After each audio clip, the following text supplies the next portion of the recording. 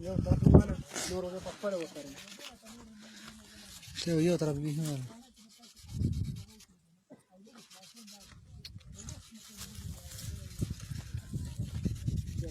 ګلزار را روانو او زه درځم زه به ته دا ارسه وښیم بس د سر نه شروع شو بیا د سره شو بیا د سر نه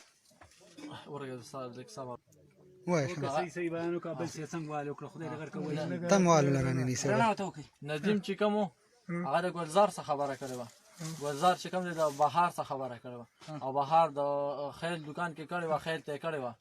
او دغه یې وکړو خیل دې وی دغه خبره ده یو ورځ پسې وره دوه ورځې پسې وره دی بیا ورته ویل دغه خبره ده هلکه زه راله کس وګوره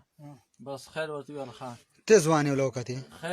خیل ما ته رنګ وکړو دغه خبره یې وکړله کوم خیال دا نوي کلي چا وکړله نوي کلي دکان چې دی دکان چې دی د جومات په دې ګوټ باندې او کم یو ګاډی سره دی د چا خیل بهار بهار 799 نمبر دی بهار علي که نه بهار چا زوی دی او څه نمبر یې دی پلار نومونه 786